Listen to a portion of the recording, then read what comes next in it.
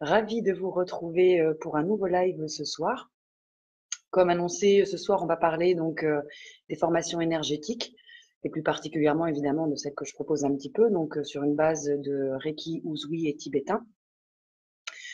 Donc, j'étais super impatiente, pardon, de vous retrouver, de pouvoir discuter sur ce sujet-là. Voilà. Donc, j'espère que nous n'aurons pas de problème de connexion, que la chienne ne va pas faire trop de bruit, que nous n'allons pas être interrompus par un milliard de trucs. Voilà. Bon, j'espère vous voir, de vous connecter. Pour l'instant, j'ai rien. Donc, soit vous êtes... Ah, ça y est, aime la vie loulou. Bonsoir, bonsoir, bonsoir. Contente de vous retrouver. Et donc, on va attaquer sur ce sujet que j'ai déjà un tout petit peu abordé dans ma vidéo de présentation. Donc, je suis hypnothérapeute spirituelle. Je propose des rapports d'astrologie, de numérologie. Je fais aussi des massages et je suis praticienne en énergétique. Donc, je fais aussi bien des soins énergétiques que des formations en énergétique. Et donc, aujourd'hui, on va parler de ces formations en énergétique. Voilà. Je vais essayer de vous expliquer un tout petit peu dans un premier temps ce que moi je fais. Bonsoir, bonsoir. Lors de ma formation. Bonsoir Mélodie. Coucou, ravie de te retrouver.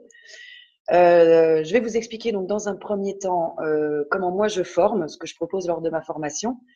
Et dans un deuxième temps, répondre à quelques questions qu'on m'a déjà envoyées un petit peu à l'avance ou avec qui j'ai déjà abordé un petit peu ces sujets-là. Voilà, bonsoir Jean-François, bonsoir Damien aussi. Merci de nous rejoindre. Bonsoir Chantal. Ouh, ça y est, j'ai mes habitués, c'est trop sympa. Trop cool. Oh, ça fait plaisir. Donc, aujourd'hui, donc la formation énergétique. Comme je vous l'ai expliqué, moi j'ai été formée en deux temps en fait. Premier temps, ma première maître Reiki m'a formée au niveau 1. Rebonjour Jean-François. À l'île Maurice. Et pour X raisons, on n'a pas super accroché parce que il faut pas fumer, il faut pas boire, faut pas manger de viande, faut avoir une vie d'ascète. Et je suis désolée, c'est vrai que ça me correspond pas non plus. Donc on n'a pas été beaucoup plus loin dans notre partage. Oui, hein, joli, hein, des petites fleurs partout. Bonsoir Olivier.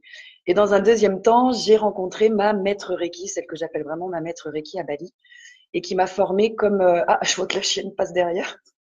M'a formée en fait vraiment comme je l'appelle très proche de la méthode originelle. Celui, on va dire, qui a reçu le Reiki en premier, il a rien fait de spécial, hein, soyons clairs, il n'a pas fait de formation, il a tout reçu d'un coup en une seule fois et d'ailleurs il l'a transmis comme ça. C'est par la suite certains de ses élèves qui, pour des raisons mercantiles, soyons clairs, ont séparé en plusieurs niveaux et ont voulu ne pas forcément tant le partager que ça. Bonjour Chantal. Donc moi, j'ai tendance à former comme j'ai été formée, comme a reçu le Reiki Mika Uzui, qui est le formateur, le premier, je vais le dire comme ça. Donc en général, je fais ça sur à peu près une semaine, ça dépend des gens, 5, 6, 7 jours s'il y a besoin, où je forme en fait et je donne les 3 niveaux en même temps.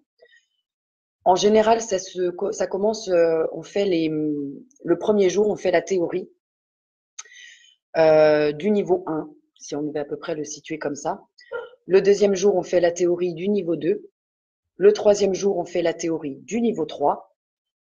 Le quatrième jour, on va revoir un petit peu toute la théorie. C'est à ce moment-là que je vous fais faire aussi toute une méditation pour vous préparer. Je vous donne cette initiation qui est typique au Reiki et on commence à travailler l'énergie. Quand je dis travailler l'énergie, c'est la découvrir, la toucher, la modeler, chercher à l'étirer, chercher à la ressentir et que chacun ait évidemment ses propres ressentis parce qu'il n'y a pas de règle d'or dans la matière. Voilà. Ce quatrième jour, je vous pousse évidemment à faire aussi un soin traditionnel dans la tradition Reiki, Uzui. Voilà. Le cinquième jour, moi à ce moment-là, je vais vous pousser à faire un soin plutôt ce que j'appelle freestyle. En gros, je vous pousse à écouter votre intuition, à aller là où ça vous parle, à utiliser ou pas les symboles, faire vraiment comme vous le sentez, mais vous faites un soin énergétique complet. Et en fonction des demandes, un jour ou 2 jours, ou voilà, le temps qui reste, ben, je transmets aussi tout simplement tout ce que j'ai en énergétique à m'apporter, et libre à chacun d'utiliser ou pas ce que je vais transmettre. Donc ça peut être des cristaux, ça peut être une initiation au pendule, ça peut être par exemple le bol tibétain. Voilà, les soins esséniens que j'ai, les protocoles de soins esséniens, s'il y en a qui les veulent, eh ben, je les leur donne, il n'y a pas de souci. Tout ce qui peut tout simplement compléter votre pratique énergétique. Vous pouvez tout prendre, en prendre qu'une partie. Encore une fois, chacun est libre de faire ce qu'il veut. Donc ça, c'est plutôt ma formation complète sur 5-6 jours, 7 si vraiment il y en a besoin, et évidemment, j'assure le suivi derrière, parce que il y a ce qu'on appelle l'intégration quand on reçoit les initiations, quand on reçoit l'énergie Reiki, et ben on vous demande un petit peu de travailler pendant une certaine durée sur vous pour bien assimiler, bien digérer, laisser l'énergie un petit peu ramoner, nettoyer, libérer ce qu'il y a besoin. Donc, je laisse pas les gens rentrer chez eux avec des remontées émotionnelles et puis dire excusez-moi, il est 17h, j'ai fermé, vous vous démerdez. Non. Donc je fais un suivi évidemment. Après, je vais rentrer un peu plus dans le détail parce qu'évidemment, je peux séparer les niveaux. Forcément que j'ai des personnes qui me disent moi j'ai niveau 1, niveau 2, je voudrais faire le niveau 3. Ou j'ai le niveau 1 et puis j'aimerais bien faire les niveaux 2 et les niveaux 2 et 3. Donc évidemment, je peux aussi séparer en niveaux la pratique. Alors, je pense que ceux qui me suivent commencent un peu à me connaître. Moi, j'aime le côté simple. Bon, si déjà on sépare les niveaux, très clairement, on est censé être sur 3, pas 4, pas 5 ou 6, comme j'arrive déjà un petit peu à trouver. Donc moi, je le séparerai en 3 niveaux. Voilà. Et je vais maintenant un petit peu vous détailler ce qu'on va voir, apprendre, ce que je vais transmettre tout simplement dans chacun des niveaux. Le premier niveau, donc sur, on va dire, quand la formation est du coup séparée, coupée en niveaux, je fais un jour de théorie, un jour de pratique. Donc le premier jour, théorique, on va voir un petit peu l'histoire du Reiki. Qui est Mikaouz, oui, comment il a reçu ses initiations, comment il a abordé l'énergie, comment il l'a transmis. On va donc aussi voir les 5 principes du Reiki. C'est un petit peu, quel mot je pourrais mettre dessus C'est la base. C'est un petit peu ce à quoi il faut se référer. Bon, c'est pas très compliqué, il y en a 5, donc en général, on y arrive. Je vais définir évidemment ce que c'est que le Reiki, quels sont les bienfaits, les contre-indications, ce que c'est que donc l'initiation, quand on parle de l'initiation, et comment se passe l'intégration, ce que je viens de vous dire, un petit peu ce travail de digestion, d'assimilation de cette énergie. Forcément, on va voir comment on se prépare pour faire un soin, et puis surtout comment on va le faire. Je vais vous donner toutes les impositions de main d'un soin traditionnel Reiki, Uzui. Dans mon premier niveau, je fais aussi une introduction à l'aura et au chakra. Parce que comme je vous l'ai dit dans un de mes lives, ça fait partie pour moi de la pratique intégrante. Les chakras, ce sont vraiment des portails, des vortex énergétiques très importants. Et l'aura, forcément que c'est un impact, puisque je vous l'ai dit, on a donc, comme les matrioshkas russes, plusieurs corps. Et à un moment, il faut travailler peut-être sur d'autres corps. Toujours dans la partie théorique, on va aussi prendre le temps de répondre aux questions un petit peu habituelles auxquelles on est confronté.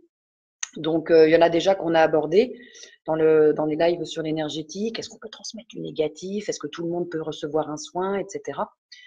Donc ça, on va un petit peu aborder ça, évidemment. Et c'est vrai que ça, c'est un peu mon dada, mais je fais quand même un peu de philosophie et je transmets beaucoup de bon sens pour avoir une pratique éthique. Ça aussi, je l'ai un petit peu abordé. C'est vrai qu'il y a beaucoup de dérives. Donc, je pense qu'à un moment, il faut être un tout petit peu carré, un tout petit peu logique. Vous allez entendre tout et n'importe quoi. Vous risquez d'en voir des vertes et des pas mûres. Donc, à un moment, il faut être un petit peu au fait quand même de ce que c'est que cette énergie. Et si elle est aussi pure et puissante que ça, je vais l'aborder déjà un petit peu en fin de live sur les peurs, les rituels et des choses comme ça que vous pourrez trouver. J'appelle ça les spectacles son et lumière. Hein, on a des choses qui sont absolument fantastiques. Bonjour Franck, merci de vous joindre à nous. Et donc, à l'issue de, de ce premier niveau de formation, ben, vous recevez déjà un diplôme qui dit que vous êtes praticien. Praticien, ça veut dire que vous pouvez déjà faire des soins sur vous-même, sur les animaux, sur les plantes et sur les personnes de votre entourage proche. Voilà, donc ça vous donne déjà pas mal de clés pour commencer à pratiquer. Sur le deuxième niveau, là aussi, je le fais donc en 2 jours, un jour de théorie, un jour de pratique. Alors, évidemment, si je vous suis, d'abord, je vérifie que vous avez un petit peu intégré le premier niveau. Oui, bonsoir Franck. Et si vous n'avez pas commencé avec moi, je m'assure évidemment que non seulement vous avez bien le niveau 1 et que vous avez intégré les bases, tout simplement. Et dans le niveau 2, à ce moment-là, on va rentrer un peu plus dans le cœur du sujet. Ah mince, j'ai la chienne qui est en train de manger du carton. Donc, je vais voir si elle fait trop de bruit, sinon j'irai lui enlever, je suis désolée. Je m'étais dit, je vais pas la mettre dehors, elle fera moins de bruit. Bah non, il faut toujours qu'elle attire l'attention. Donc, pardon. Dans le deuxième niveau, on revoit donc le premier, ce qu'on a vu. Et à ce moment-là, je vais introduire les premiers symboles. Les premiers symboles, c'est vrai que c'est un peu aussi mon cheval de bataille. Vous allez entendre très souvent, c'est secret, on peut pas le transmettre, on peut pas en parler à tout le monde. Moi, je l'aborde pas comme ça. Je dis pas que c'est secret, je dis qu'ils sont sacrés. Vous pouvez tout à fait en trouver d'abord certains sur Internet. Oui, les aléas du direct. On est en plein dedans, parce qu'il n'a pas un qui a pu dérouler correctement. Donc, c'est plutôt sacré, voilà, les symboles. Ils sont à manipuler avec respect, ils sont à utiliser avec respect. Et du coup, je vais vous expliquer comment les activer, comment les appeler, comment les utiliser dans votre pratique. On va aussi pouvoir à ce niveau-là commencer à travailler sur ce qu'on appelle du coup le Reiki à distance. Parce que du coup, on aborde, en particulier avec un symbole, le travail à distance pour traiter une personne ou un lieu. Et donc, je vais vous montrer comment on peut faire un soin complet à distance, alors avec différents types, ce qu'on appelle une substitution, par exemple, ou quand on fait une séance de guérison de groupe, ou tout simplement la technique du beaming, c'est-à-dire on envoie l'énergie.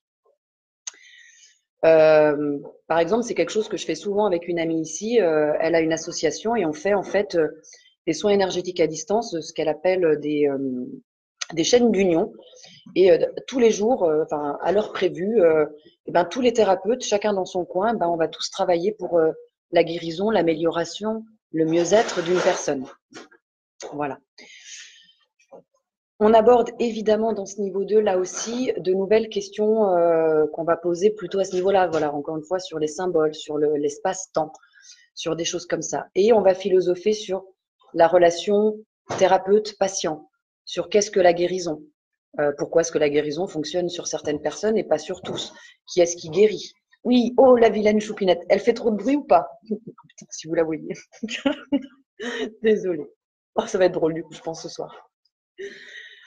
Donc, voilà, la guérison, des choses comme ça, on va un petit peu philosopher dessus.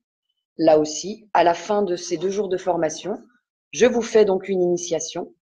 Je vous demande de pratiquer le Reiki cette fois en intégrant les symboles que vous aurez appris dans ce niveau 2. Et à la fin de cette formation, vous avez un nouveau diplôme qui cette fois vous donne le titre de thérapeute. Et là, c'est vrai que normalement, la qualité des soins et la capacité finalement à transmettre cette énergie est très clairement renforcée.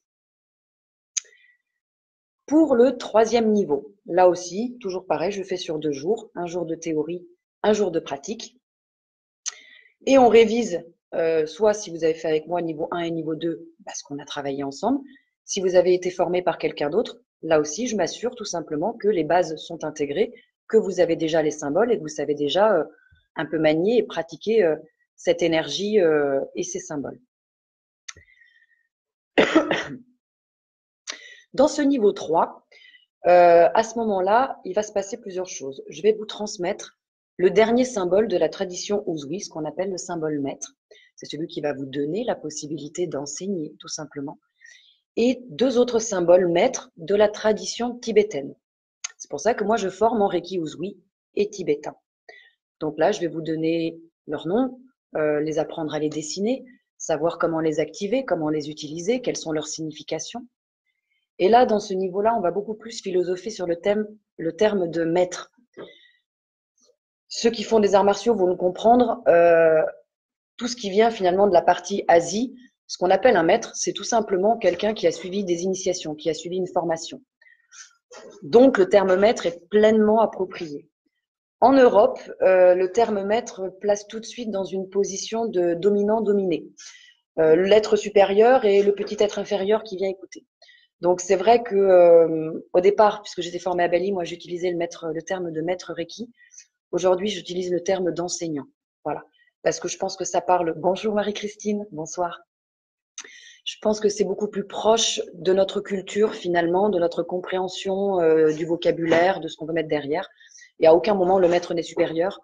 À aucun moment le maître n'a un ego voilà, démesuré. Il n'est pas là pour ça, il est là simplement pour enseigner.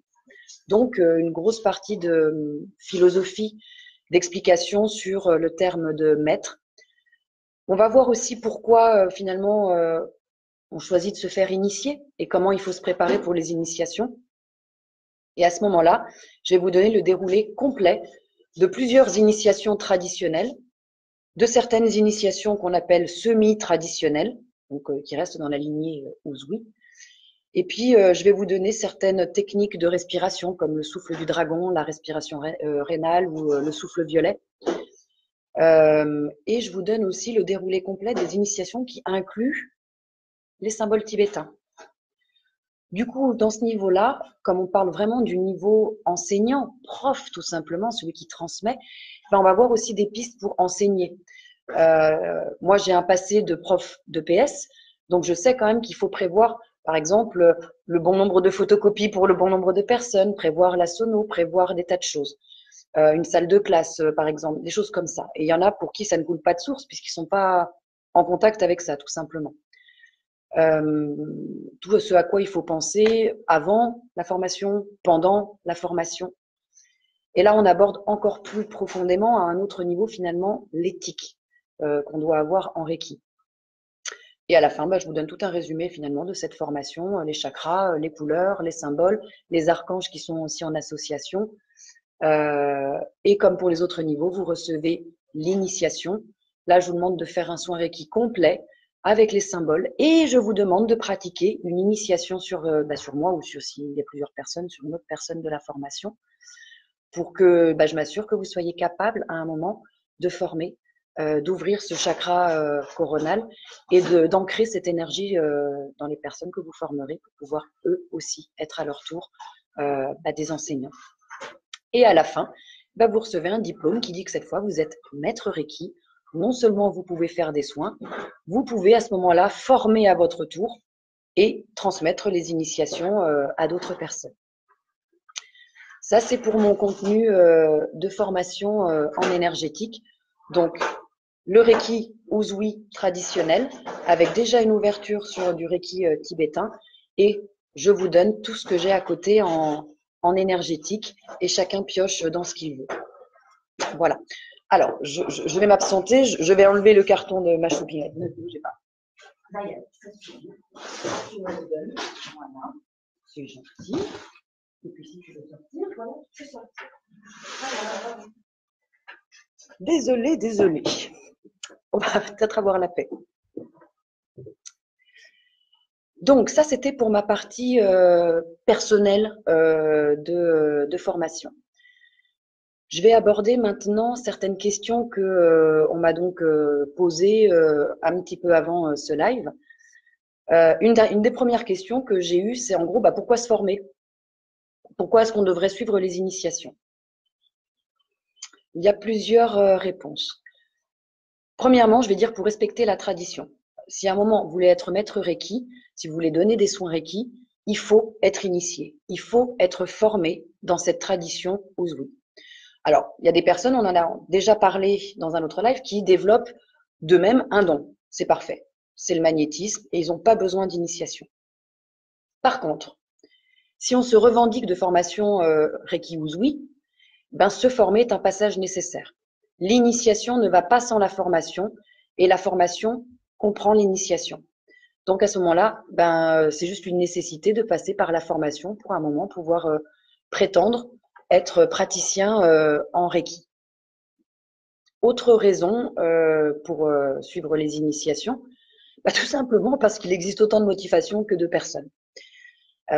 Choisir de faire ce parcours-là, ça oblige à rien. Ça vous oblige pas de pratiquer sur les autres, ni sur vous, si vous n'en avez pas envie. Ça vous oblige pas à former, si vous n'en avez pas envie. C'est juste personnel. Mais quand vous avez l'initiation, il faut quand même savoir que ce canal, ce chakra coronal, ben, il se referme pas. Et qu'une fois que le travail est fait, ben, rien ne vous empêche de vous décider plusieurs années après. Ce sera déjà en place. Il y en a qui font les formations simplement pour eux, juste pour eux. Ça ne veut pas dire que cette démarche a moins de valeur que d'autres. Il y en a qui vont être motivés par le fait de donner des soins et il y en a qui vont être peut-être plus à l'aise dans la transmission. Encore une fois, aucun jugement, chacun fait ses propres choix et le choix que chacun fait est juste pour lui ou pour elle. Donc chaque motivation est différente et on peut donc choisir cette approche dans le cadre d'un développement personnel, tout simplement, et pas du tout avoir envie de donner des soins aux autres. Et c'est absolument légitime. D'autres vont avoir pour objectif de donner des soins. C'est très bien aussi. Cependant, il y a quand même certaines personnes qui ne sont pas faites pour donner des soins. Donc, c'est vrai que voilà, il faut être un tout petit peu vigilant.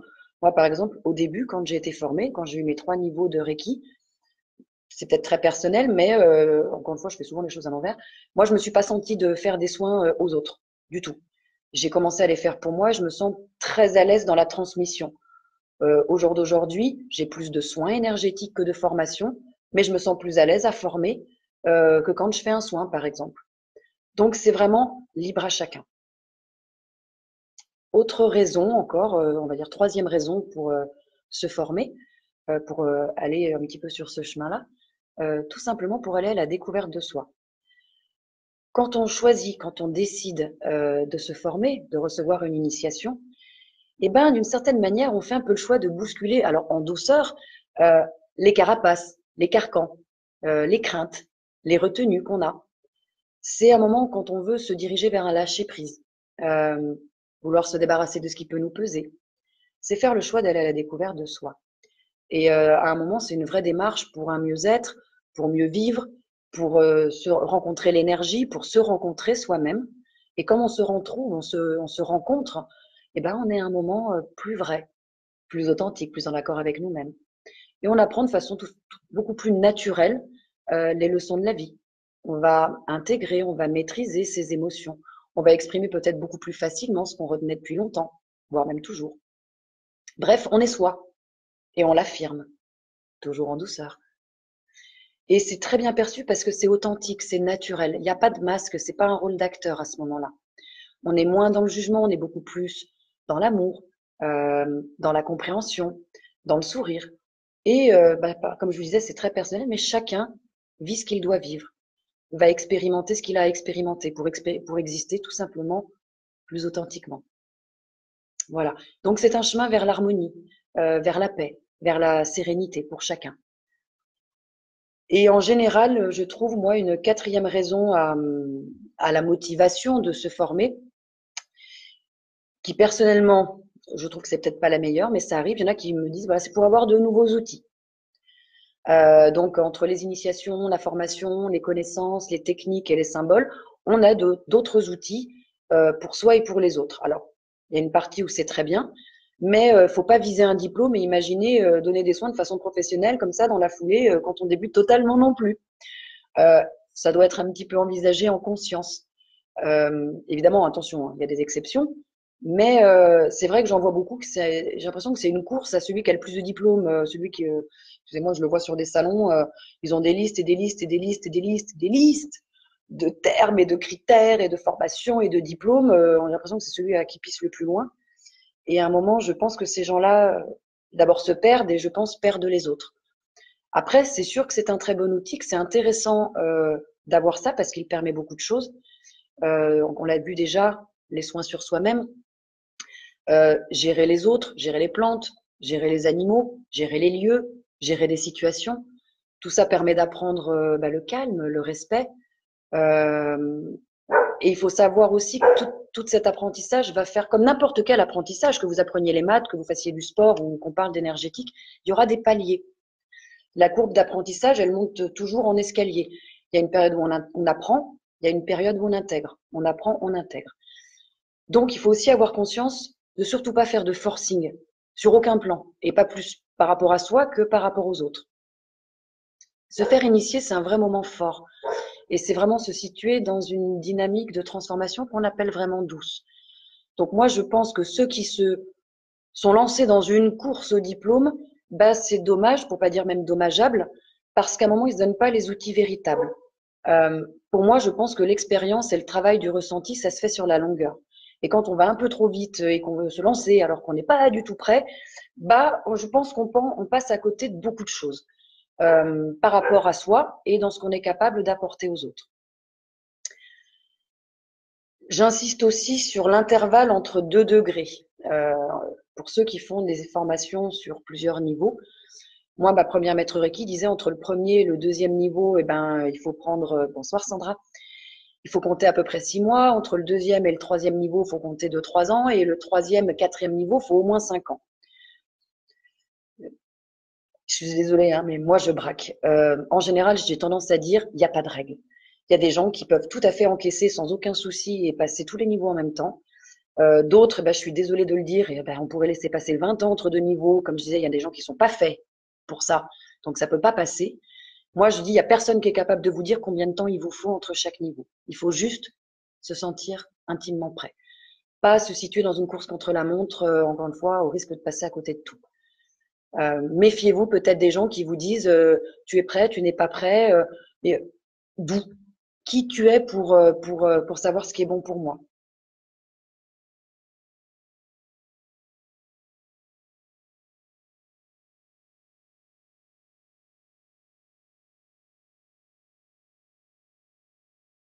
Ah, ça y est, c'est revenu. Je me disais, c'est pas de bol ce soir, décidément. C'est les énergies. Bon, donc voilà, écoutez-vous. C'est vraiment pour moi le plus important dans votre choix de formation. Ouais, j'ai des petits likes, des petits cœurs. Voilà. Écoutez-vous, c'est important. N'écoutez pas ce que vous disent les autres. Même avec la meilleure intention, les gens peuvent se tromper. Voilà. Autre question que j'ai assez souvent, finalement, on me dit, vous me parlez d'initiation, mais en fait, qu'est-ce que c'est l'initiation? Et du coup, j'ai tendance à dire, c'est une bonne question, puisque c'est la base de la formation énergétique Reiki. Ce qu'on appelle une initiation, c'est tout simplement, alors attention, je mets des petits guillemets dès le départ, c'est ce qu'on appelle l'ouverture du canal énergétique par le maître Reiki. Ce canal énergétique, c'est en fait le chakra coronal. Je l'ai déjà dit, encore une fois, dans un autre live. Attention, tous vos chakras, tous les canaux sont ouverts. Ils s'ouvrent à la naissance, ils se ferment à votre mort. Quelqu'un qui vous dit que votre chakra cœur, que votre chakra coronal, que votre chakra racine ou sacré est fermé, non. Là, quand je dis ouverture, c'est vraiment la relance et la connexion. Si je parle en électricité, c'est faire le branchement. Tout simplement, les câbles, ils sont déjà là, mais on s'assure qu'à un moment, le courant passe juste correctement, plein pot. Donc, l'initiation, c'est l'ouverture du canal énergétique au Reiki par un maître, par un enseignant. Et une fois que ce canal il est bien ouvert, bien connecté, comme je vous l'ai dit, il reste ouvert toute la vie. Alors après, il peut être renforcé par la pratique du Reiki, ou peut-être des fois un peu affaibli par des années où vous ne pratiquez pas, tout simplement, mais il faut savoir qu'il est actif pour toujours. Même après des années où vous ne faites rien, vous pouvez tout simplement le réactiver par une simple pratique. Vous vous faites faire un soin ou vous vous faites un soin, ça repart. Et donc ce canal, il permet à chacun de s'alimenter en énergie universelle, tout simplement. Il va permettre de l'apporter aux autres sans que le praticien lui-même ne perde de sa propre force. C'est ce que j'avais expliqué dans la distinction magnétisme et énergie universelle de vie. En magnétisme, le praticien, il va puiser dans sa propre énergie et le donner à l'autre. Donc, c'est vrai que ça peut être fatigant. On peut entendre des thérapeutes qui disent ouais, je suis vidé après un soin. Moi, je dis s'il travaille en magnétisme, c'est tout à fait normal et tout va bien. Quelqu'un qui fait du Reiki ou qui fait d'autres soins énergétiques et qui va puiser l'énergie à l'extérieur, s'il est fatigué, c'est qu'il n'a pas bien travaillé ou alors qu'il vous raconte quelque chose. Alors, en général, quand vous allez puiser à l'extérieur un truc qui ne vous appartient pas et que vous transmettez, vous n'êtes pas plus fatigué que ça, du tout. Et donc le Reiki, cette énergie, la plus pure, elle va s'écouler par votre chakra coronal et se transmettre par vos mains sur la personne à qui vous allez envoyer cette énergie. Et il faut savoir que donc même si le sujet est de mauvaise humeur, pas forcément bien, il va transmettre toujours qu'une énergie pure, puisque cette énergie, elle est la plus pure possible. À aucun moment on peut la pervertir. À aucun moment elle peut être négative. À aucun moment elle peut être toute pourrie. C'est toujours très très pur. Voilà. Donc ça, c'est ce qu'on appelle l'initiation. C'est le branchement de votre chakra coronal à, chacun l'appellera comme il veut, la source, l'énergie universelle de vie, pour qu'à un moment, cette énergie puisse circuler, que vous puissiez la transmettre. Autre question que j'ai eue aussi, c'est à savoir un petit peu comment ça se déroule une initiation. Le terme d'initiation, je suis d'accord, ça fait un peu hermétique, ça fait un peu, on ne sait pas trop ce qu'on met derrière. Donc je pense qu'il est important que j'explique un petit peu ce que c'est. Je répète, si c'est ma formation complète, il n'y en a qu'une d'initiation à la fin des 3 niveaux. Si c'est des initiations, si c'est des formations et des niveaux séparés, on peut trouver autant d'initiations que de niveaux, donc 3, 4, 5 ou 6. Il faut quand même savoir que quand vous avez la formation complète, c'est quand même la même initiation depuis le départ qu'on vous donne. Donc, il n'y a pas vraiment de grande nouveauté entre la première et la dernière. Donc, les initiations, c'est quoi? Ou l'initiation, c'est quoi? C'est un apport important d'énergie. En fait, c'est un peu que ça. Et à côté, on va vous donner aussi comme accompagnement des enseignements et puis un suivi de formation. C'est juste un très gros apport d'énergie. Après, l'initiation et le rituel, je vais le mettre ce mot, bien qu'il soit pas joli, qui va avec, c'est juste un événement qui est encadré, qui s'inscrit dans une formation. C'est rien. Il faut que ce soit très très clair. Les initiations, elles vont nous permettre d'accéder à ces énergies beaucoup plus rapidement.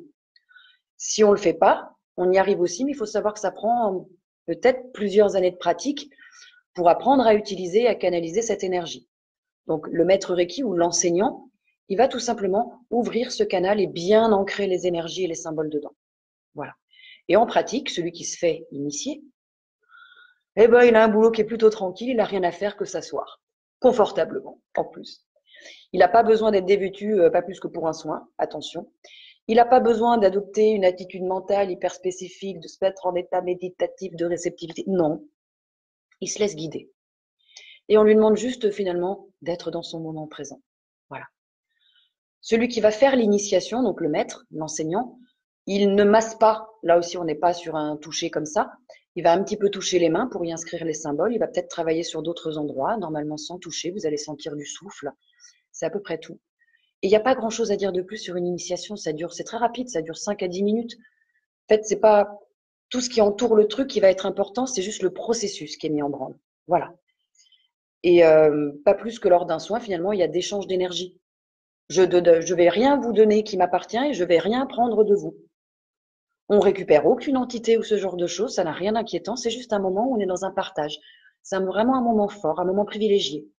En général, les gens en ont un très bon souvenir, ils se sentent ou détendus ou protégés, des choses comme ça. Donc là aussi, dans les initiations, bonjour Edwige, dans les initiations, vous allez un peu trouver tout et n'importe quoi. Il y en a qui vont vous dire il faut être initié dans un haut lieu vibratoire très très sain, il faut partir sur les pyramides mayas ou il faut aller dans un temple machin. Oui, pourquoi pas. Ou juste un lieu où vous êtes bien. Il y en a qui vont vous faire la roue, qui vont vous faire des instruments de musique, qui vont faire boum, chakalaka boum, pour peu que j'irai une poune dans le cul. Pourquoi pas? Mais encore une fois, on peut faire simple parce qu'à un moment, c'est tout ce qu'on nous demande, c'est d'être simple. C'est un outil qui est simple, qui est de pratique simple. Donc, il n'y a pas besoin de mettre beaucoup d'enrobage, beaucoup d'ornements, beaucoup de fioritures. Ça, c'est juste, c'est une petite illusion. C'est pas ça qui fera que vous aurez une meilleure initiation ou que vous serez un meilleur maître Reiki ou que pas du tout. Voilà. Donc, soyez un petit peu vigilant quand vous allez chercher un enseignant. D'ailleurs, je pense que c'est la question d'après. Voilà, comment se former et comment choisir son enseignant. C'est fréquent qu'on me pose la question parce qu'il y a énormément de formateurs, formatrices. Et comme je suis enseignante, je vais essayer d'y répondre le plus objectivement possible. Et je pense que vous commencez encore un peu à me connaître, je me répète beaucoup. J'ai rien d'autre à vous dire que écoutez votre cœur. Voilà. Fiez-vous à votre intuition, au ressenti que vous avez avec la personne, à sa manière de s'exprimer. Tout simplement écoutez votre petite voix intérieure. Alors, encore une fois, appelez-la conscience, appelez-la vos guides, appelez-la votre âme. On s'en fiche. À un moment, vous aurez un petit ressenti. Si la personne, elle vous dérange, si vous êtes mal à l'aise, si vous êtes tout de suite en confiance, c'est des choses qu'il faut vraiment écouter. Parce que la relation maître, enseignant et élève, eh ben, elle doit être basée sur la confiance, autant dans la personne que dans la matière qu'elle va vous enseigner. L'enseignant, encore une fois, il n'a pas un rôle exceptionnel. Lui, il montre le début du chemin. Et il va vous indiquer au mieux de ses connaissances les pièges, les écueils qu'il va falloir éviter, les impasses que vous allez peut-être trouver. C'est juste un garde-fou qui, à aucun moment, ne doit d'ailleurs entraver la liberté de ses élèves. Voilà. Là aussi, il faut que vous sachiez qu'il n'y a aucune obligation d'effectuer tous les niveaux, tous les degrés de Reiki avec un même enseignant. Il est important quand même que vous le fassiez au gré de vos affinités. Et vos affinités, elles peuvent changer au fil du temps. Comme je vous l'ai dit, moi j'ai commencé avec une et j'ai fini avec l'autre. Ça a vraiment braqué avec la première. Moi j'ai senti de la rivalité, j'ai senti qu'elle cherchait à m'embrigader plus qu'autre chose, à me contenir petite, alors qu'à un moment tout ce qu'on demande, moi comme d'autres, c'est d'exploser et de rayonner ce que je suis, quoi. Donc suivez bien votre petite voie et si vous la suivez, votre choix il sera bon, il sera juste. J'en ai qui me le font et je trouve que c'est très sain, donc je vais vous conseiller de le faire. Si vous en ressentez le besoin, demandez un entretien préalable afin de vous assurer voilà, que le courant passe, de faciliter votre décision. Je trouve que c'est complètement légitime et à aucun moment ça doit faire l'objet d'une rémunération. Là, moi, j'ai une personne qui m'a appelé, mais c'est même pas pour une formation, c'est pour un soin. Elle m'a dit, moi, je veux vous rencontrer avant, parce que mon mari il me dit que, mon mari il me dit ci, mon mari me dit là. Et ben, je lui fais, il a tout à fait raison, et je prends du temps, il n'y a pas de problème. Je pense qu'elle va passer en début de semaine, parce qu'il faut qu'on fasse coïncider nos plannings, mais elle vient tester qui je suis, voir qui je suis, voir comment je travaille, voir dans quel environnement je travaille. Et encore une fois, c'est sain. Et pas question que je la fasse payer, donc pas question qu'on vous fasse payer pour ça. Autre petit conseil qui peut être intéressant, essayez de voir quand même si l'enseignant que vous envisagez peut vous présenter une pièce justificative, entre autres son diplôme de maître, certifiant qu'il a son statut de maître, certifiant qu'il a fait sa formation. Accessoirement, vous pouvez lui demander sa lignée. C'est de plus en plus compliqué, il faut savoir de pouvoir sortir une lignée, savoir tel maître a été formé par un tel, qui a été formé par un tel, qui a été formé par un tel. Mais je suis désolée, c'est comme un artisan. Bah, quand vous prenez un artisan, je pense qu'il faut s'assurer que, par exemple, il a des assurances, qu'un médecin, bah, vous vous assurez que quand même il a passé quelques diplômes. Bah, là, c'est la même chose. Et alors, une fois que vous avez fait un petit peu tout ça et que vous êtes à peu près décidé sur votre enseignant, sur votre maître Reiki, que vous avez vraiment arrêté votre choix, ne vous posez plus la question pourquoi je l'ai choisi ou est-ce que j'ai bien fait ou quoi que ce soit. Là, ça va être votre mental qui va reprendre le dessus et il va vous planter. Voilà, c'est le rôle du mental. Donc, surtout, ne vous posez pas ces questions-là et n'écoutez pas. Avancez avec votre petite voix. Voilà. Donc ça, bonsoir Jean-Pierre. Donc ça, c'est important dans le choix d'un enseignant, quel qu'il soit. Moi, je parle de Reiki, mais ça peut être n'importe quel enseignant de ce secteur-là. C'est valable pour un naturopathe, c'est valable pour, je sais pas moi, n'importe qui vous fait une formation. Il y a deux, trois choses auxquelles il faut quand même s'assurer et vérifier. Et encore une fois, bien écouter votre instinct, votre intuition. Allez là où ça vous parle, là où vous vous sentez bien. Après, qu'est-ce que j'ai comme question?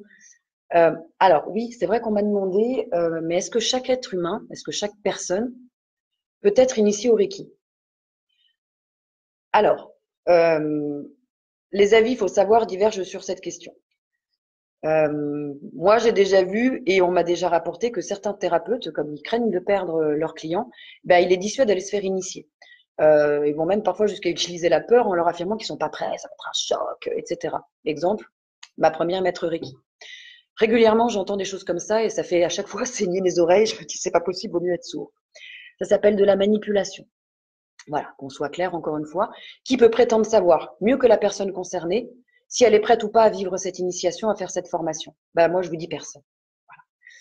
Je braque un peu encore une fois, mais ça me fait tellement mal quand j'entends ça que j'ai un peu tendance à réagir avec virulence. Encore une fois, le Reiki, il n'agit jamais dans la violence. Il ne peut pas amener quelqu'un à vivre des événements qu'il n'est pas capable de supporter. Au contraire, le Reiki, ou cette énergie universelle, elle va agir en profondeur. Elle va nous amener à rencontrer la source, la cause, l'origine de nos souffrances, de nos dysfonctionnements. Et même si le Reiki il bouscule un petit peu, parfois, il le fait toujours dans le respect de la personne et dans le but de l'aider finalement à progresser dans sa vie.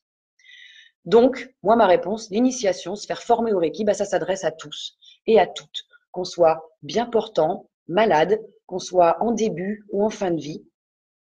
Il n'y a pas de critères, il n'y a pas de problématique dessus. Moi, je suis vraiment pour une forme d'indépendance et en ce sens, moi, je trouve que le choix de se faire initier au Reiki, ben, c'est une manière de se prendre en main et de se responsabiliser. L'autre jour, j'ai eu aussi une personne qui me disait, voilà, moi, je serais pour des soins. Et puis elle me dit bon qu'elle a des problèmes de santé. Je lui parle de la formation. Elle me dit ouais mais j'ai pas envie de me former. Je fais moi j'ai pas de problème à l'entendre. Je vous dis juste d'y réfléchir parce que peut-être qu'à un moment vous aurez pas envie ou marre ou pas les moyens financiers ni temporels ni kilométriques toutes les semaines ou tous les mois d'aller voir quelqu'un. À un moment prenez-vous en main, soyez responsable et autonome et vous avez un outil pour. Formez-vous et faites-vous vos propres soins. Ça fonctionne. Parce que, encore une fois, dans le monde dans lequel on vit aujourd'hui, les coûts de la santé, ils explosent. Et je crois qu'on a plus que jamais besoin d'outils qui sont simples, que chacun, à son niveau, peut utiliser et finalement offre une certaine autonomie. Attention, quand on est initié, ça n'empêche pas de recevoir aussi des soins Reiki. Hein, que ce soit si vous avez quelqu'un dans votre famille qui peut le faire, que ce soit par un ami ou par un thérapeute, c'est toujours bon d'avoir un complément. Mais à un moment, faut pas toujours se laisser porter par les autres. Moi, c'est vrai que à chaque fois, je fais rigoler parce que quand j'ai des gens qui viennent, ils me disent en gros tous les combien il faut que je revienne, ou combien de séances il me faut. Et je leur dis à chaque fois, mais moi, j'ai rien à vous dire. Je dois être une des rares connes, à mon avis, à vous dire, moins vous allez venir me voir, mieux je me porte. Si vous venez pas, ça veut dire que vous allez bien. Donc, oui, prenez-vous en main, écoutez-vous et faites les choses par vous-même parce que vous pouvez faire la même chose que moi. Moi, j'ai pas de don. Je suis pas une illuminée. J'ai travaillé pour, je me suis formée pour. Et ben, c'est vrai que depuis que je pratique, j'ai pas une crève, pas un rhume, pas une gastro. J'ai plutôt une bonne santé. Donc, c'est quelque chose qui est vraiment à la portée de tous. Donc, c'est vraiment important que chaque personne, quand elle va choisir de se former en énergétique, bah, elle le fasse d'abord de son plein gré, qu'elle le fasse parce qu'elle ressent cet appel intérieur, qu'elle cherche pas forcément à l'expliquer, qu'elle le fasse pas dans une quête d'idéal ou de surdiplomation, ou je sais même pas si ça existe, mais ça va bien plus sur le moment. Et certainement pas évidemment dans un but de contrôle ou de pouvoir. Encore une fois, vous êtes libre, vous êtes seul maître à bord. Et le Reiki, c'est vraiment un outil qui brille par sa simplicité. Donc, évitez tout ce qui peut être compliqué, la théorie, la pratique, etc. Hein. Ça reste très simple et prenez soin d'écouter votre cœur. Il n'y a que lui qui sait si cette voix vous appelle et dans quelle direction vous avez envie de vous orienter. Voilà. Ça, c'est un autre point important qu'on m'a posé assez régulièrement en question. Dernier point que je voudrais aborder, alors qui n'est pas une question, mais encore une fois, ça je le mets plutôt dans ma formation, mais comme à un moment ça m'énerve ce que je peux voir et entendre, je préfère tout de suite passer mon petit coup de gueule là-dessus. Coup de gueule parce qu'il y a des abus et sinon c'est une mise en garde un petit peu. J'ai abordé très rapidement tout à l'heure les rituels. Les rituels dans les soins, les rituels dans les formations. Et derrière les rituels, il y a quoi? Ce sont des peurs cachées. Alors, avant que je développe, je voudrais que vous entendiez que mon discours que je fais là, il est valable pour l'énergie, l'énergétique, cette énergie qui est pure. Les gens qui sont dans la médiumnité, je leur tiendrai pas le même discours. Voilà. Alors, je vais essayer de développer.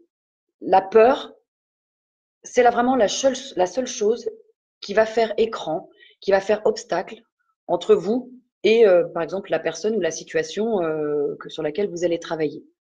C'est la seule chose qui va bloquer dans votre pratique.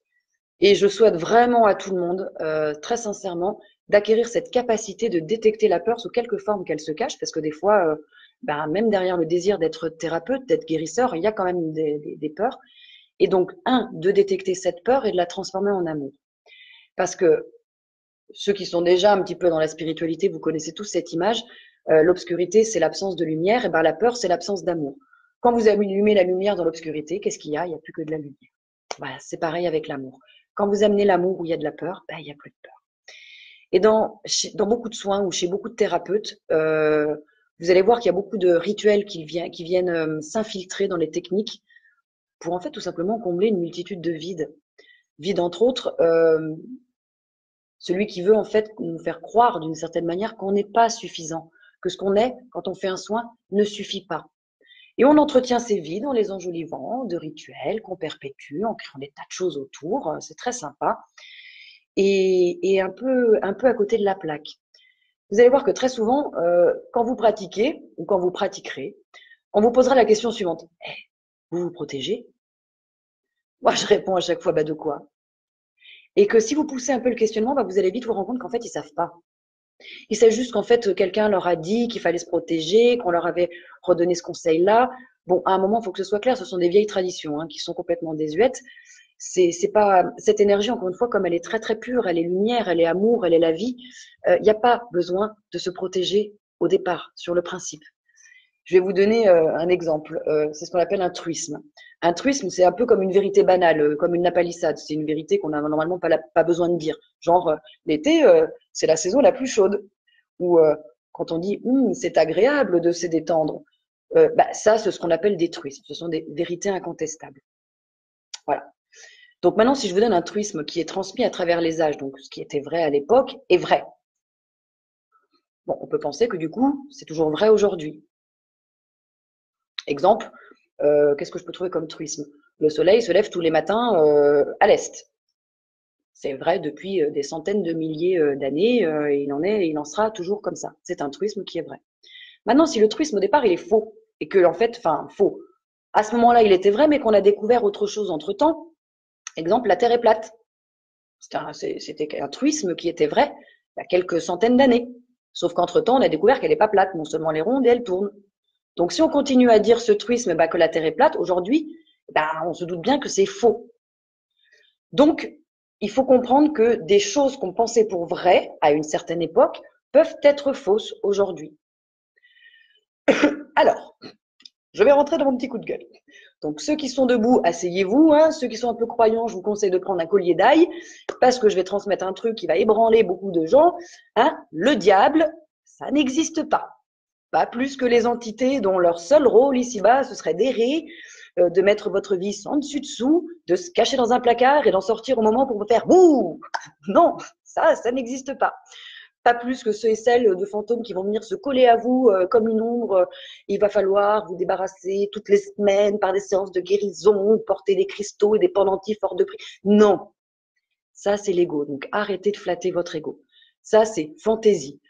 C'est les fruits de l'imagination qu'on renforce justement par tous ces sentiments de peur que les gens, les croyances auront suscité en vous.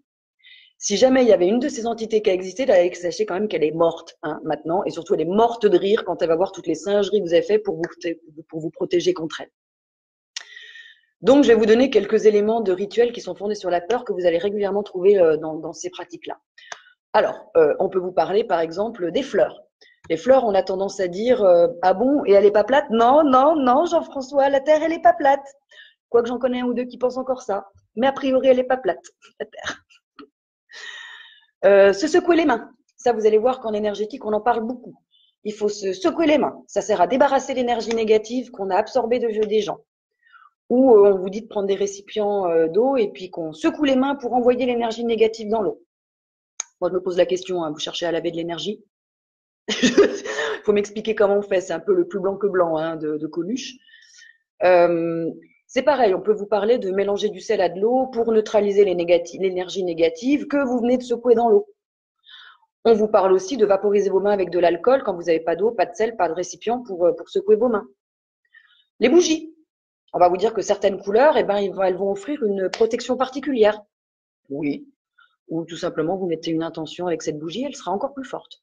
Le sens du mouvement aussi. Vous allez voir qu'on va entendre selon les traditions, savoir s'il faut tourner dans le sens des aiguilles d'une montre ou dans le sens inverse des aiguilles d'une montre. Ça dépend de la formation, de l'école de pensée. Vous pensez que l'énergie, elle vous a attendu pour tourner de droite à gauche ou de gauche à droite. L'orientation du patient aussi. Là, qui vont vous dire, il faut qu'il ait la tête au nord, qu'il ait la tête au sud, qu'il ait la tête à l'est, oui, surtout à l'ouest. Ça aussi, ça va varier en fonction de votre type de formation. Vous allez entendre des trucs sur les mains. Ah, c'est la main droite qui donne et la main gauche qui reçoit. Peut-être que c'est les deux, peut-être que c'est inversé. C'est pas une règle. Vous allez entendre décroiser les membres, ou alors faire retourner la personne pour faire le dos. Alors, moi je veux bien aussi, mais si l'énergie elle est aussi pure, aussi intelligente que ça, Vous croyez que parce que vous avez les jambes croisées, ça va plus du tout circuler. Vous croyez que si vous mettez la personne sur le dos, bah, ça va pas aller au ventre. Et si vous mettez la personne sur le ventre, ça va pas aller travailler sur le dos. Autre rituel, vous allez avoir les bijoux et le cuir. Beaucoup de thérapeutes vont vous dire il faut enlever parce que le cuir, c'est de la peau morte et avec les bijoux, avec le métal, ça va interférer la guérison. Moi, je dis pourquoi pas. Et je suis pas convaincue du tout. L'expiration aussi. Vous allez voir, vous allez en avoir beaucoup qui vont souffler, tousser. J'ai même mieux, il y a ceux qui rotent, parce qu'il n'y a pas d'autre mot, mais très très fort pour vous dire je suis en train d'expulser l'énergie négative que j'ai absorbée de toi. On peut faire ça de manière beaucoup plus discrète. Hein. Aussi, il y a un rapport par rapport à la colonne vertébrale. Donc, il y en a qui vont vous dire, il faut se tenir sur le côté droit de la personne si on travaille sur le côté droit. Et il faut se tenir sur le côté gauche si on veut travailler sur la partie gauche. Et le dernier rituel, et je pense que c'est le plus important, ça va être les mouchoirs en papier. Hein. C'est très, très important, les mouchoirs en papier, quand vous avez une pratique énergétique, pour essuyer vos yeux après avoir ri si fort que vous avez éteint vos bougies, ou après avoir pleuré parce que vous avez tellement, accidentellement flingué vos fleurs en les mettant dans de l'eau salée alors que vous étiez censé secouer vos mains et que vos prières vont pas les ramener à la vie. Hein. Non, excusez-moi, plus sérieusement. On peut pas fonctionner à partir de l'amour quand on renforce le concept de peur. Alors, j'entends bien que notre culture fait que on ornemente nos peurs de toutes sortes de rituels pour nous laisser croire que ces rituels sont en fait des expressions de l'amour. C'est un peu comme la prière. La prière, à un moment, c'est diminuer la prière que de s'en servir pour se protéger de quelque chose, parce qu'on a besoin de se protéger de quoi? On réussit pas à voir que le mal, finalement, c'est rien d'autre qu'une illusion fallacieuse. Depuis le début, je vous le dis, hein, pour moi, il n'y a pas de mal, il n'y a pas de bien. C'est juste. Le mal, c'est nous qui projetons quelque chose, c'est nous qui inventons quelque chose qui, à l'origine, dans notre état d'être parfait, dans notre état d'âme parfait, dans notre être réel, complet, ça n'existe pas. C'est juste illusoire. C'est faux et ça fait partie d'un système de croyances erroné. Sauf que entre les gens, la conscience collective, tout ça, ça se renforce. Donc, attention. Enfin, sincèrement, vous pensez vraiment que si vous brandissez un bouquet de fleurs sous le nez d'un fantôme, il va s'enfuir à toutes jambes? Alors peut-être que oui, hein, seulement s'il a l'aune des foins. Excuse-moi. Si le fantôme y erre dans les parages, c'est pas à cause de vous. C'est parce qu'il a ses propres problématiques à résoudre, ses propres raisons pour avoir interrompu son cycle. Et vous pensez vraiment qu'en secouant les mains, vous allez faire tomber l'énergie négative dans un récipient? Vous faites quoi? Vous essayez de nettoyer l'énergie? Vous essayez de la noyer, cette énergie? Ça fait pas sens à un moment, il faut réfléchir. Donc, le problème de ces rituels de protection, c'est qu'à un moment, vous êtes en train de faire quelque chose qui est censé vous protéger et inconsciemment, vous vous dites qu'il y a quelque chose dont vous devriez avoir peur. Alors, on s'inquiète de la position du patient, on s'inquiète de la main à employer, on craint de mal faire. Tout ça fait qu'à un moment, de toute façon, on reconnaît qu'on fait mal, quoi. Donc, moins vous allez consciemment reconnaître que ce rituel, il est issu de la peur, plus les effets de celle-ci, de cette peur, elles vont se faire ressentir. Donc, à un moment, c'est pas l'amour qui dirige votre soin, c'est la peur. Et à un moment, ça peut pas fonctionner là aussi. Pardon. Si vous voulez demander à vos patients de retirer leurs bijoux et leurs articles en cuir, moi je dis oui, pour simplement des questions de confort. J'ai pas de problème. Si vous voulez vous laver les mains après avoir fait un soin énergétique avec de l'eau, moi je dis oui, pour des raisons d'hygiène, mais pas pour vous dire que en fait à vous seul c'est pas suffisant. Il faut qu'il y ait du mal, il faut qu'il y ait de l'aide, il faut qu'il y ait d'autres trucs à côté. Voilà. C'est pas que nous on a des limites. Encore une fois, on n'en a aucune quand on fait un soin. Donc retenez bien, pas d'attachement, pas de contrainte, pas de rituel, pas de peur. Simplement des guérisons qui proviennent purement et simplement de l'univers, de la source, de Dieu, de ce truc un peu plus grand que nous quand même qui nous accompagne. Voilà. Ça, je suis désolée, c'est important. Il faut savoir l'identifier, la peur, et les gens vont la projeter sur vous. Ça, c'est très, très contagieux. Il faut vraiment s'en méfier. Alors, Edwige, les bougies ne servent-elles pas uniquement pour accentuer la détente et de ce fait favoriser les passages? Moi, je réponds, tout dépend de votre système de croyance. Moi, perso, quand je fais un soin énergétique, je n'en ai rien à foutre des bougies, j'en utilise pas. Voilà. Et ça ne change pas mon soin. J'ai des soins qui dépotent. J'ai des soins qui sont très, très forts énergétiquement. Et que j'en mette ou que j'en mette pas, c'est pas ça qui va changer mon soin. Moi, je mets une petite bougie quand je fais plutôt de l'hypnose spirituelle parce que je travaille avec les êtres de lumière et je leur fais un petit clin d'œil. Voilà. Vous prendriez une bougie rouge une bougie noire, une bougie blanche pour faire votre soin. Si c'est quelque chose qui vous parle, moi, j'ai pas de souci. Il suffit juste d'émettre l'intention positive que vous voulez, quoi.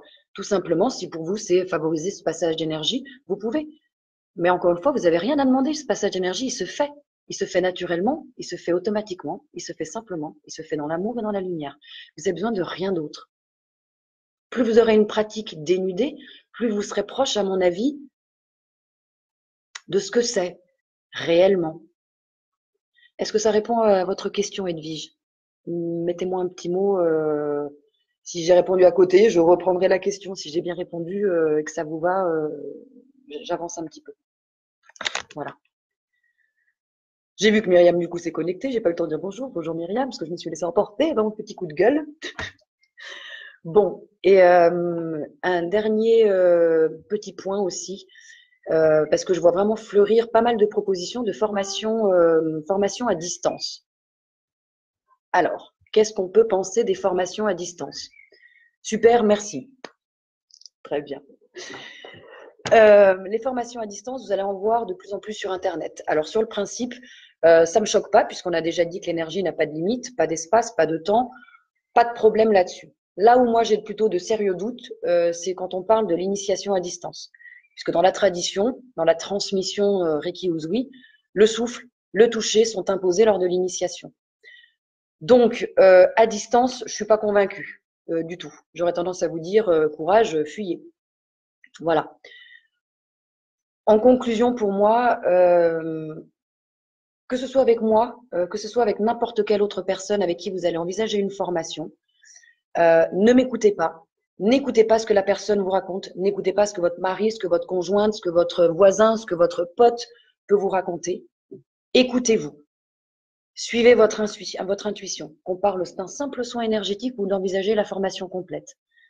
Ce qui est important, c'est d'amener les gens finalement à être responsables et autonomes. Qu'on parle de leur vie, de leur corps, de leur santé. Voilà, ça c'est mon boulot, c'est ce que je fais, c'est ce que je suis. Bonsoir Mouni Mouni, bonsoir Sophie aussi.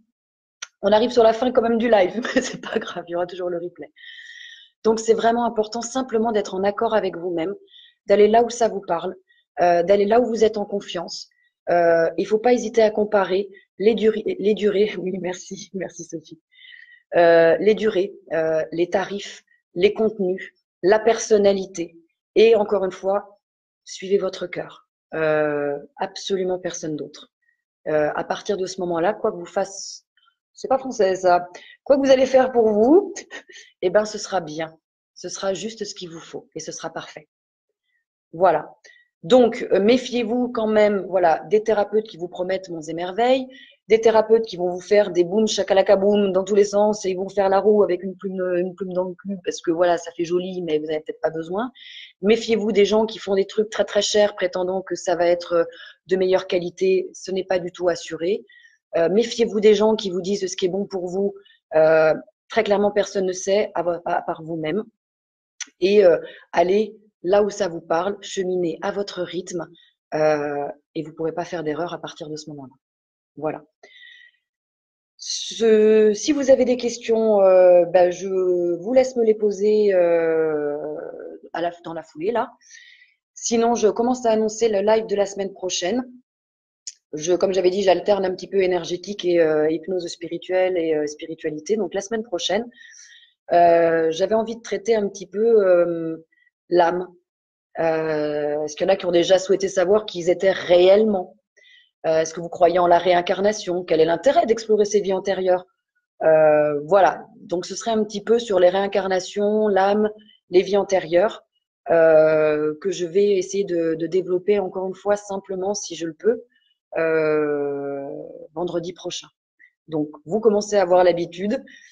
Si ça vous parle, si vous avez envie de savoir qui vous êtes réellement, si vous savez pas comment faire, si vous croyez ou pas en la réincarnation, quel est l'intérêt finalement d'aller chercher ça, vous pouvez déjà commencer à poser vos questions comme vous le faites d'habitude. Hein. Je pose un petit post en général demain, le lendemain du live, pardon.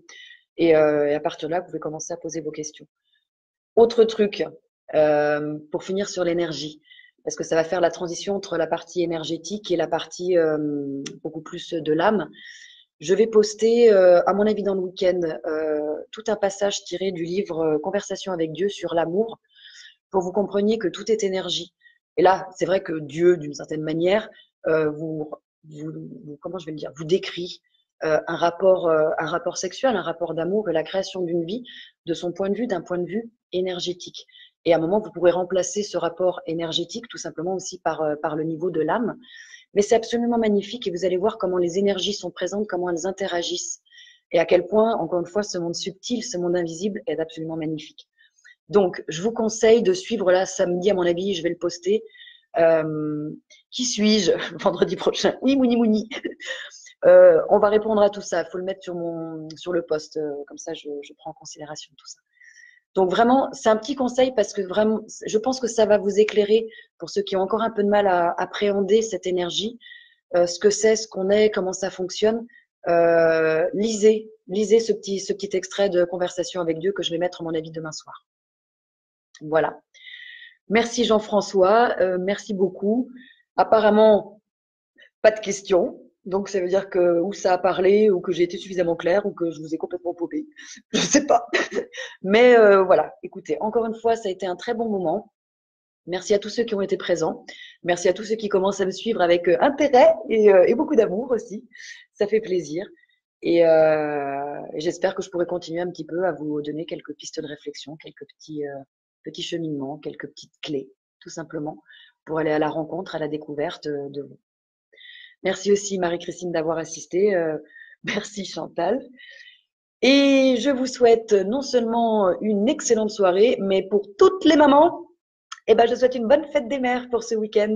Là aussi, il y aura des posts assez sympas sur les mamans dans le week-end. Voilà. Donc, plein de bisous à tous. J'ai hâte d'être à la semaine prochaine. Posez vos questions, n'hésitez pas et ce sera toujours avec un grand plaisir. Je vous souhaite une très bonne fin de soirée et une très bonne fête des mères à toutes les mamans pour ce week-end. Au revoir. Alors, mettre fin.